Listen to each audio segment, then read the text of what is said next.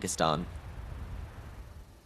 Let's return to our top story now. Iran carrying out strikes on neighbouring Iraq and also on IS sites in Syria. And also in the past hour or so, they've said that they've destroyed two bases of Baluchi militant group Jaish al-Adil in Pakistan. Let's get the view from Iran now. We can cross live to Dr. Hassan Ahmadian, Professor of Middle Eastern Studies at Tehran University. Professor, welcome to you. Thanks very much for being with us.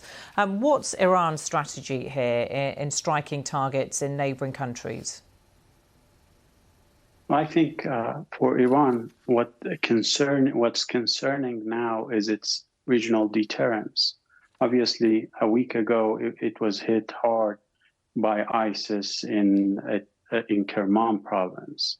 A week before that, an Iranian general was assassinated in Syria by Israel. Iranians believe it was Israel, and Israelis didn't deny it. And so for them, upholding their deterrence against those foes matters the most, because this is connected directly to Iran's national security.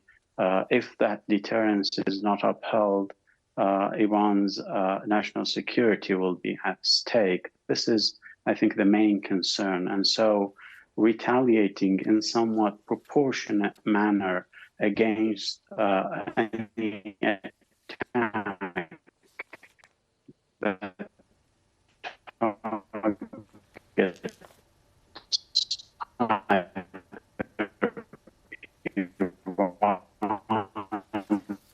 I'm so sorry. The line to you is breaking up so badly.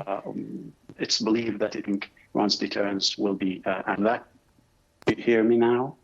Yeah, let's try and carry on. You are breaking up, but let's try one more question. You said that this is proportionate. The US has condemned Iran for its reckless missile strikes on northern Iraq. Iraq has complained that that Iran has invaded its sovereignty. They've withdrawn their ambassador from Tehran. Iran has very close ties in Iraq, doesn't it? A lot of influence. You say that all of this is proportionate. There is a risk, isn't there? Iran's influence when it comes to the Houthis, when it comes to Hezbollah and Hamas. They say they don't want a wider conflict, but are there people there who accept that there is a danger, that there could be a tipping point, that they may not want one, but one could happen by accident if something, a missile went astray, hit the wrong target? There is a danger there, isn't there?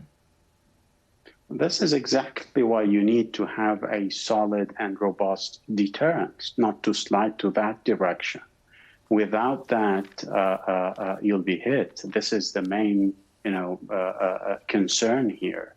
If you don't want war, you should. If you want peace, you should prepare for war. The saying goes, and I think Iranians realize that. Of course, there is a concern about a spiral into conflict, unwanted one. But absent deterrence, the Iranians think that conflict will come eventually. So what they are doing is to make or project power that can validate their capabilities vis-a-vis their foes, to tell their foes that if you carry on, or if you keep carrying on these kinds of attacks against Iran or Iranians, there will be punishment, there will be retaliation. Well, and many would say that Iran are the provocateurs here, that actually their influence when it comes to the Houthis, who are targeting shipping vessels in the Red Sea, when it comes to arming and supporting Hezbollah in Lebanon, and also supporting Hamas, that actually Iran is behind that, and that actually they're provoking war. Yeah, well, that's what, for instance, the Israelis say. But a week ago, Iran was hit. Tens of civilians were killed in Kerman, in the middle of Iran. 2 weeks ago, an Iranian general was hit by missiles in Damascus in Syria.